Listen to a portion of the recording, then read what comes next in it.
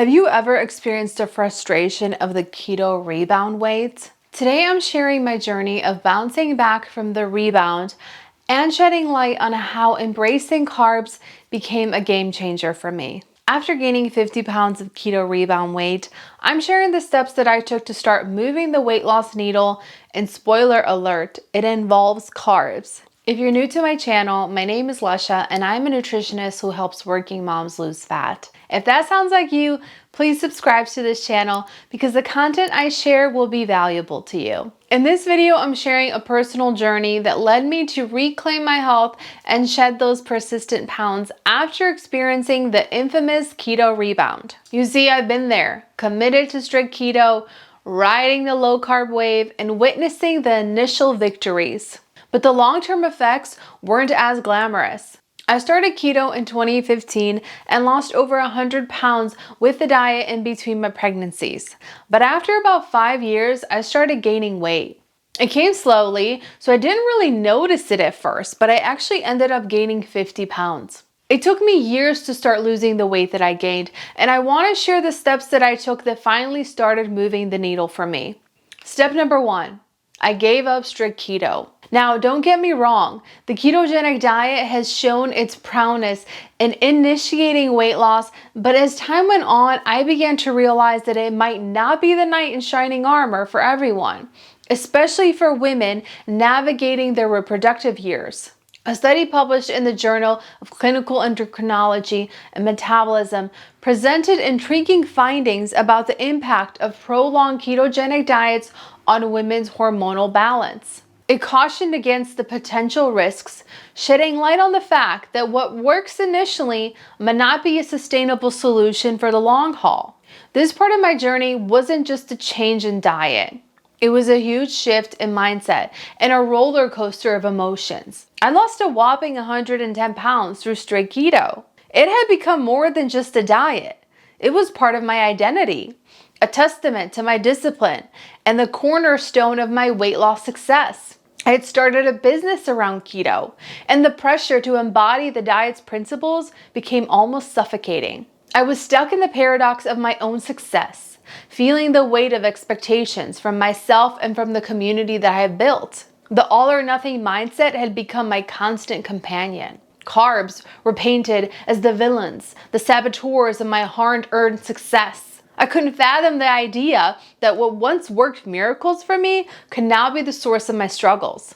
I was letting go of something that had defined me, something that had become a safety net, even when that net had turned into a web of restriction and stress. The decision to embrace change was a battle against my own beliefs, a rebellion against the dogmas that I had unintentionally crafted. It was the definition of insanity, and it needed to end, so I decided to end it. I'm curious, have you ever experienced rebound weight after doing keto? Let me know in the comments. Once I decided to stop strict keto, the second step that I took was that I titrated carbs back up slowly. The key word here is slowly. I knew I couldn't go from no carbs at all to all the carbs overnight, so I opted for a strategic approach, titrating carbs back up slowly.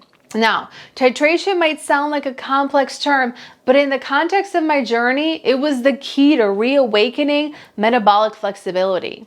So why did I titrate carbs back slowly? Well, after 5 years of strict keto, my body had become a bit carb shy, to put it mildly. I was, in a sense, glucose intolerant. Now, glucose intolerance isn't a badge of honor. It's a signal that your body needs a little bit of coaxing to remember how to handle carbs efficiently. Imagine it like waking up a dormant muscle. You start with light stretches before attempting heavy lifts. In this case, my glucose intolerant system needed a gentle nudge before it can smoothly process carbohydrates again. Bringing back carbs too quickly after prolonged keto can have side effects on the body that nobody enjoys.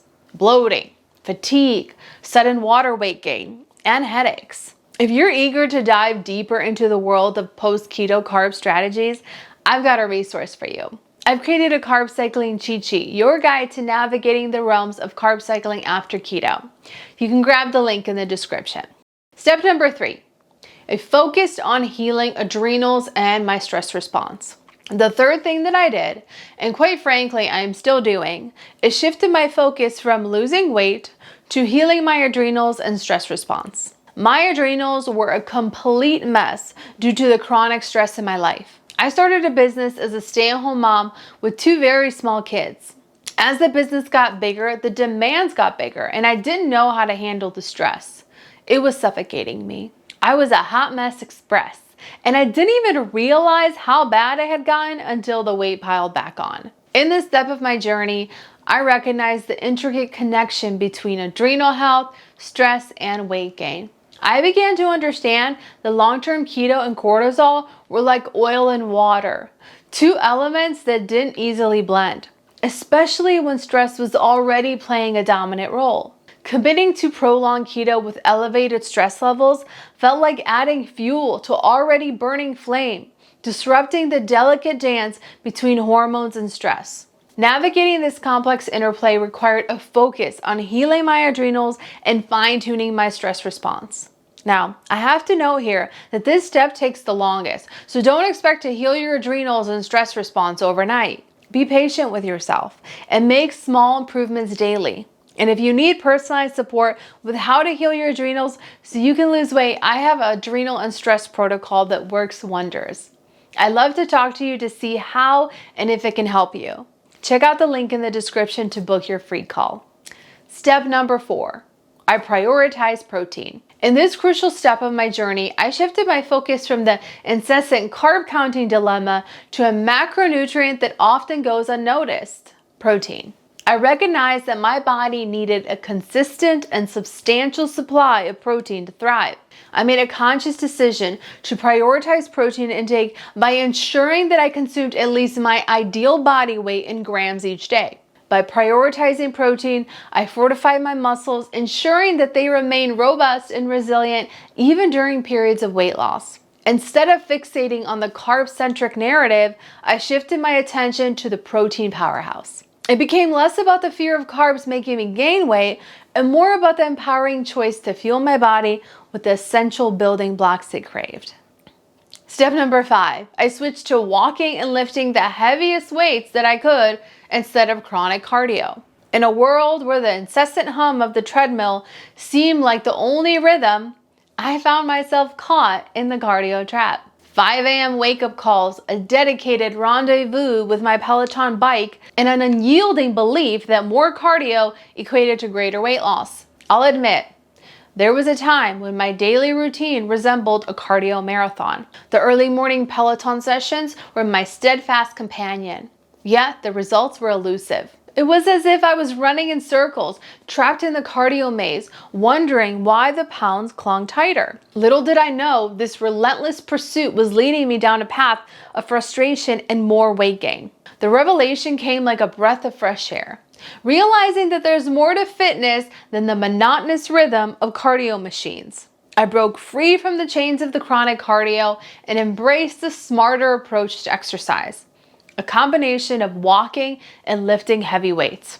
Introducing brisk walks into my routine became a game changer. Walking, often overlooked in the realm of intense workouts, emerged as the silent hero, contributing to fat loss without raising my cortisol. Lifting heavy weights became my new obsession. It's not about becoming a bulked up version of myself. Instead, it's about sculpting a resilient toned physique and a metabolism that is on fire. I hope that these steps that I shared with you today can help you on your journey if you're experiencing the dreaded post-keto rebound weight gain yourself. And don't forget to download that carb cycling cheat sheet that I mentioned in this video if you want to know how to strategically cycle back carbs after keto without gaining more weight. I also have an entire series on my YouTube channel about carb cycling. You can check out those videos next. As always, I'll see you in the next video.